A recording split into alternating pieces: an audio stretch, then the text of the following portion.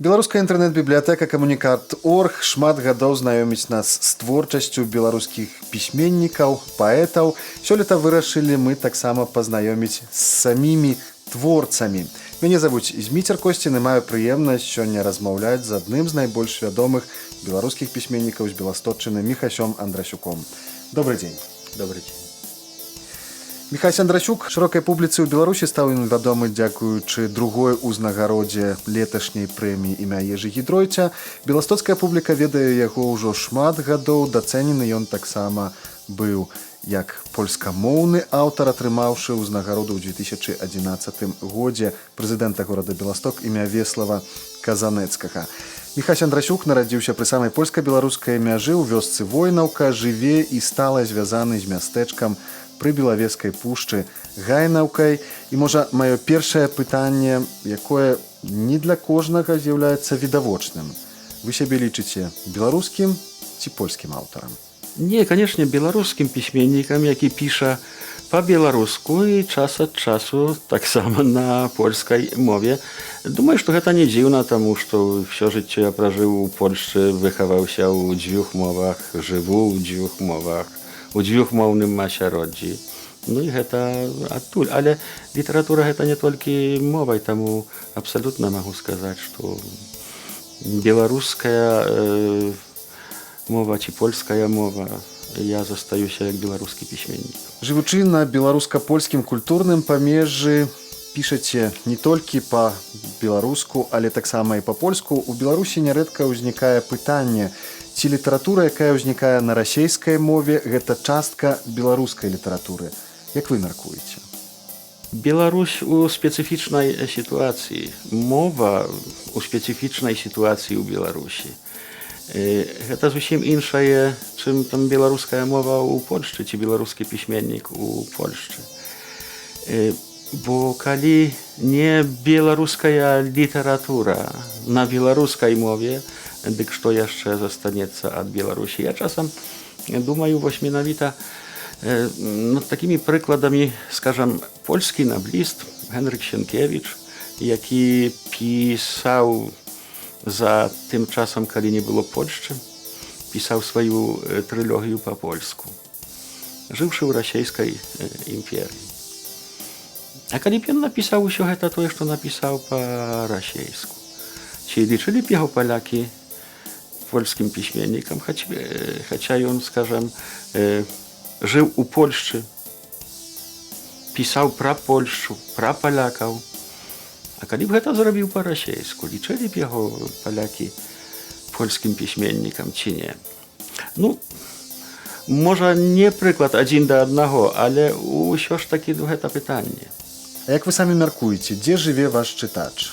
У Польшчы ці ў Беларусі? Мой чытач. У Польшчы яго ўсё менш. Гэта колькасць чытачоў у нас, на жаль, рэзка скарачаецца. Валоданне мовай неабходнае, каб чытаць кнігі і чытаць і разумець яшчэ пры тым.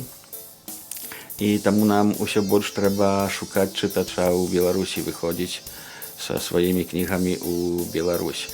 А ў Польшчы хто нас яшчэ чытае? Ну, можа, крыху студэнты, калі трэба.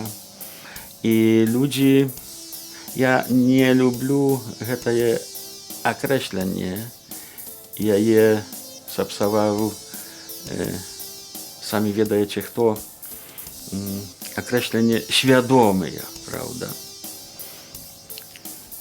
Ну, вось такія, у добрым значэнні, скажам, свядомыя беларусы на Беластотчыне, яны яшчэ так, яны яшчэ чытаюць. І, канешне, не можна размяжоўваць беларускую літаратуру на літаратуру ў замежжы, літаратуру ў Беларусі. Па-мойму, ёсць адна літаратура. Мы толькі прыток, Беластотчына, скажам, ці Польшча, толькі прыток гэтай вялікай літаратурнай беларускай рэчкі. І добра, калі нешта новае там час ад часу можам падкінуць. Вяртаючыся да пытання, ну, канешне, чытачу ў Беларусі. Ваша кніга «Поўня» была ацэненая даволі высока ў Беларусі. Тут ужо згадвалі мы другое месца ў прэміі літаратурнай імя Ежы Гідройця. Калі чытач знаходзіцца ў Беларусі, Пра што яму трэба расказваць? Пра універсальныя рэчы? Бо ваша творчасць вельмі моцна звязаная з лакальнай гісторыяй, з Гайнаўкай, з Беластокам.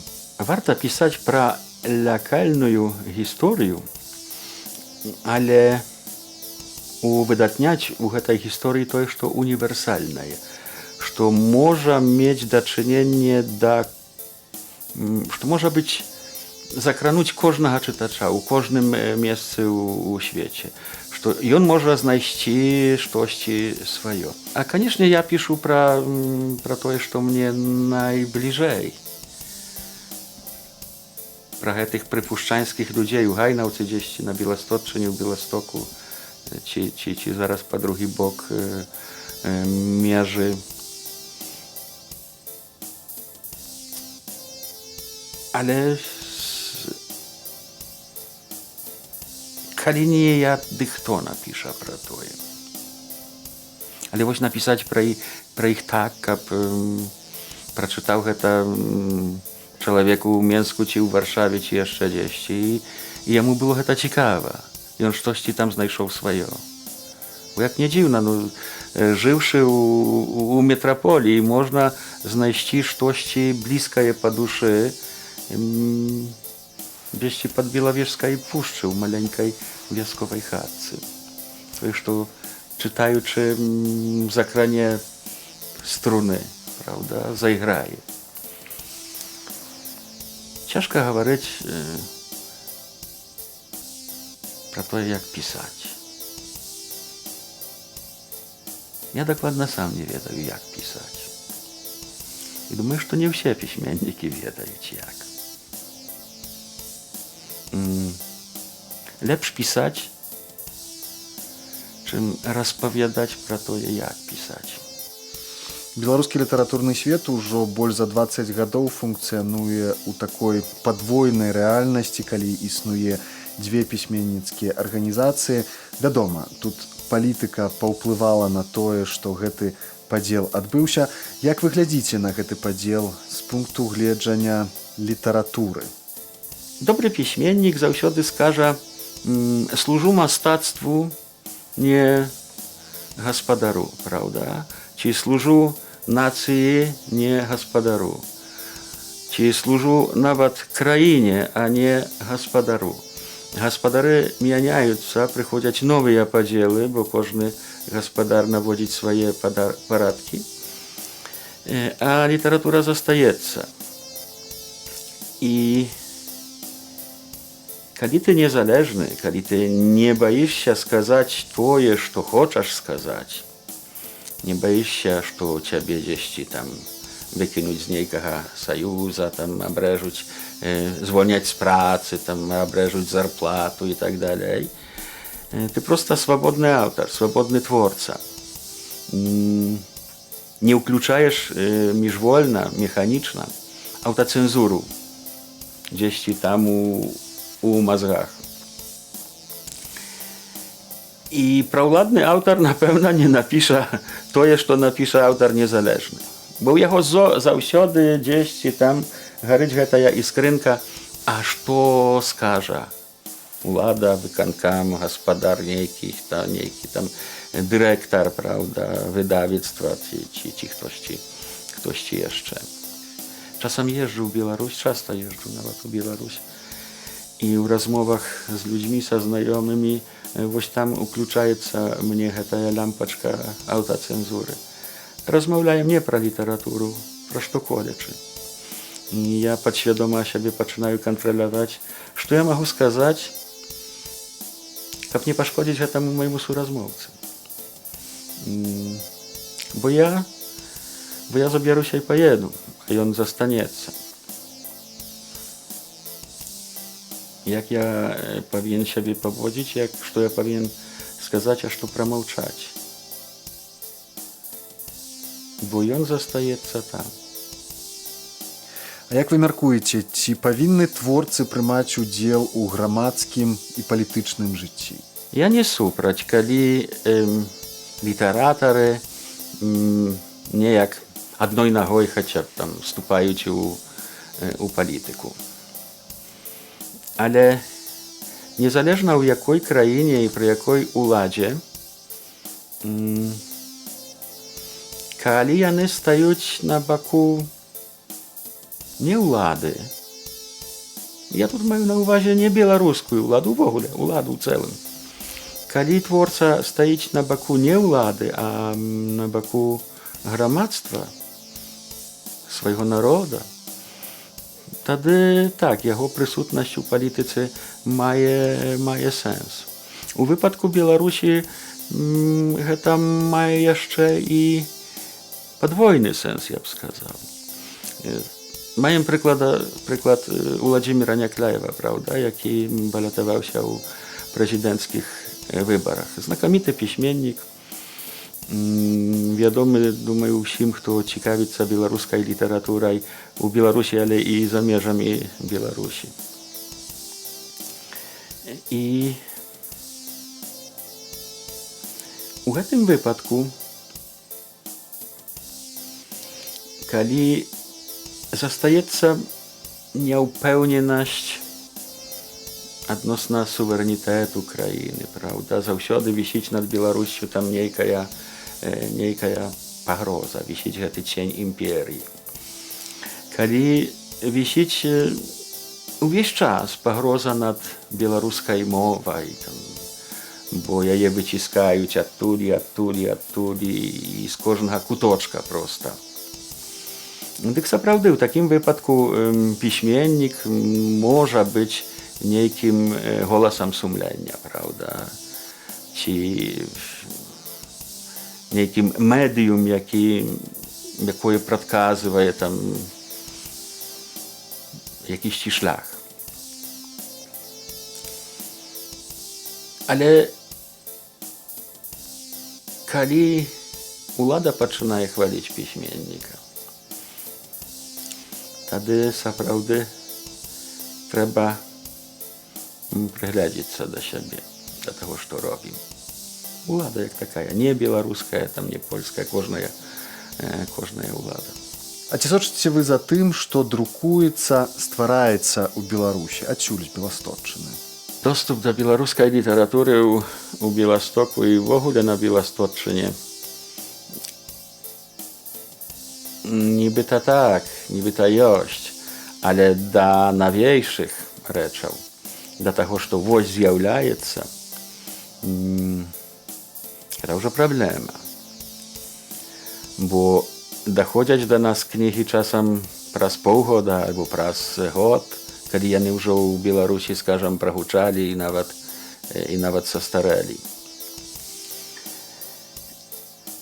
І не заўсёды ёсць магчымасць паехаць у Менск, пахадзіць у кнігарнях пашукаць тое, што навейшае. Ды яшчэ праблема знайсці кнігарню, у якой знойдзеш гэтую кнігу. Таксама не такое простае. Самую новую, правда, агучную польскую кнігу я знайду ў Польшчы ў кожнай кнігарні, у маленькім горадзе і вялікім горадзе. У Беларусі, калі я паеду тут у бліжэйшае мне высокае, я не знайду самае новае тое, што напісаў там, скажам, Марчинович, Бахарэвіч. Глобус, можна пералічваць гэтыя прозвішчы. Але ёсць інтэрнэт-бібліятэкі, правда.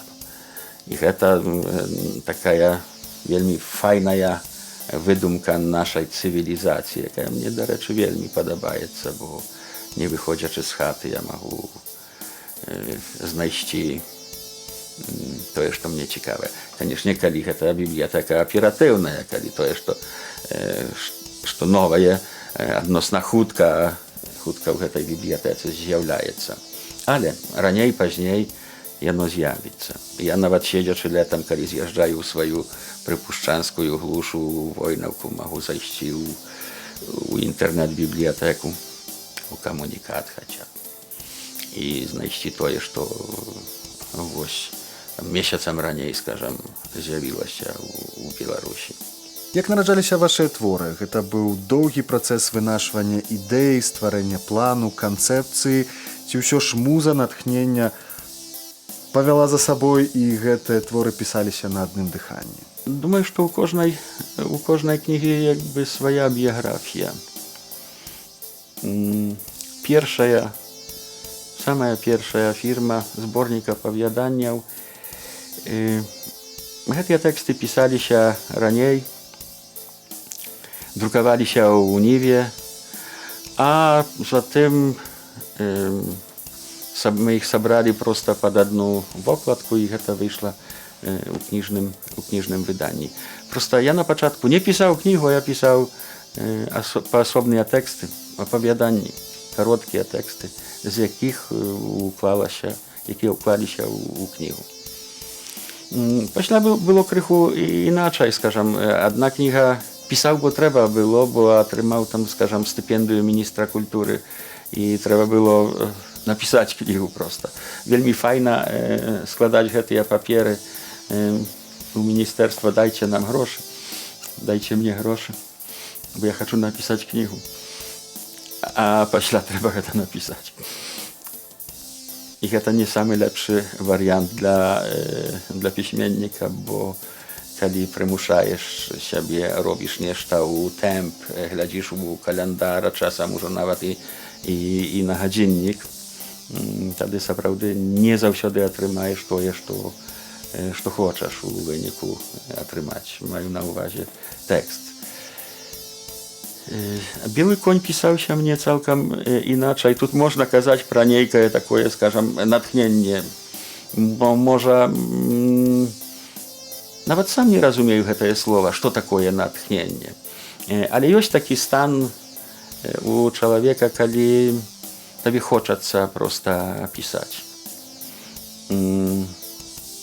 Гэта нібыта глядзіш фільм на тэлебачанні, серыял, сёння паглядзеў, але табе цікава, што будзе заўтра. І так мне пісалася гэтая кніга.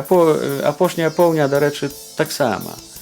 Калі я сёння закончыў пісаць там вечарам, дык з раніцы, прачнуўшыся, мяне цягнула да камп'ютара, каб даведацца, што будзе далей. Даведацца, як не дзіўна, у самога сябе даведацца, што будзе далей з гэтымі героямі, праўда? Ці з гэтым сюжэтам, які якраз там развязваецца. Няма аднаго рэцэпту. У розных... Першая кніга я быў на 20 гадоў малодшы, праўда? Іншы крыху жыццёвы досвед, іншы тэмп жыцця. Цяпер гэта, можа, так усё адбываецца менш дынамічна, а больш прадумана. Менш эмоцый, а больш нейкіх ужо разважанняў.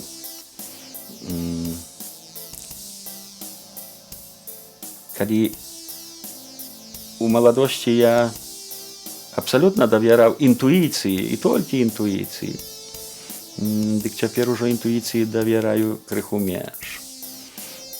І тое інтуіцыйна напісанае правяраю шмат разоў. Праз тыдзень, праз месяц. Ёсць такія моманты, я гэта называю інтуіцыйным пісаннем, калі пішаш вельмі хутка, калі пальцы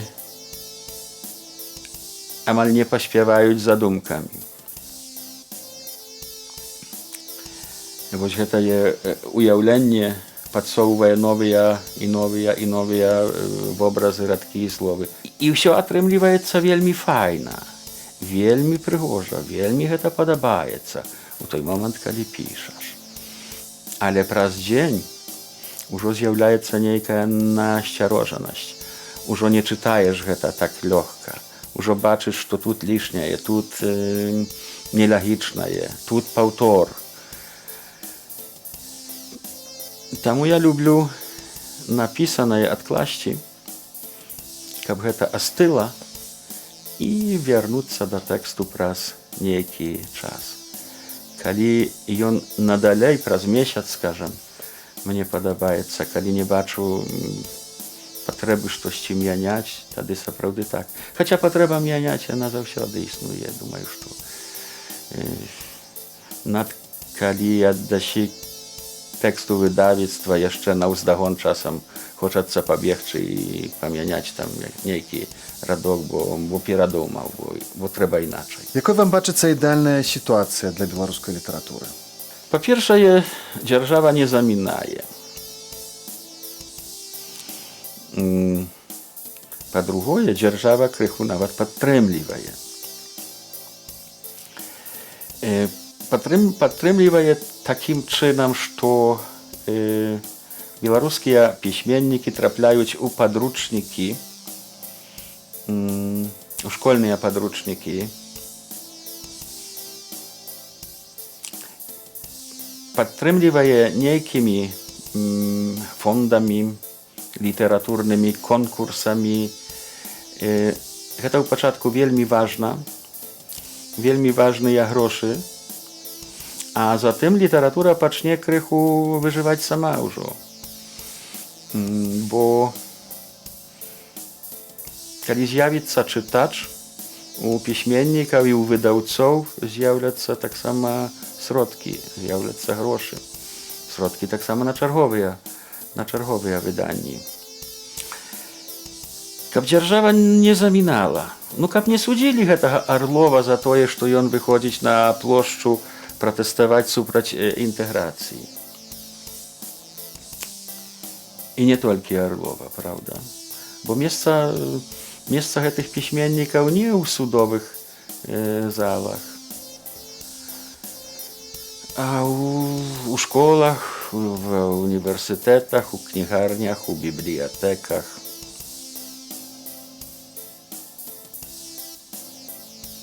Вельмі мала нібыта трэба. І вельмі шмат.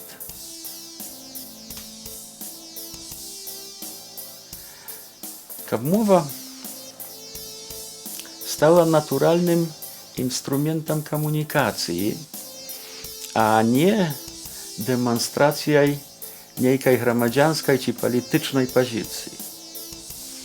У Беларусі часта так бывае, калі ты размаўляеш па-беларуску, нават я, калі заеду ў Беларусь, на мяне глядзяць крыху іначай, падазрона, і пачынаюць здагадвацца, чаму, задумоўвацца, не ведаю, пытаць, чаму я размаўляю па-беларуску. Мова як нармальны інструмент, як, не ведаю, як скрыпка, на якой хтосьці іграе. Як інструмент для музыкі. Так, мова інструмент для літаратуры. Каб выдавец не баяўся выдаваць беларускую кнігу. Каб друкарня не адмаўляла яму толькі таму, што гэтая кніга па-беларуску, бо здараецца і такое. Не надрукуем па-беларуску, або не надрукуем, бо вы ў нейкім чорным спісе. Пакуль існуюць чорныя спісы для літаратараў. Заўсёды будуць праблемы, так доўга будуць праблемы з літаратурай.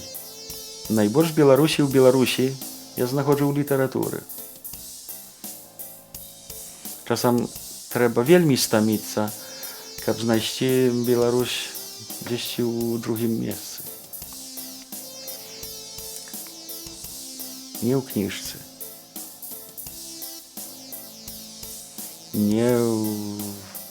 Не на сустрэчы з пісьменнікам. Не на факультэце, скажам, там, беларускай мовы. Застаецца толькі спадзявацца, што гэта ідэальная сітуацыя, якую вы апісалі, стане рэальнасцю. Дзякуй сардэчна за размову. Дзякуй вялікі.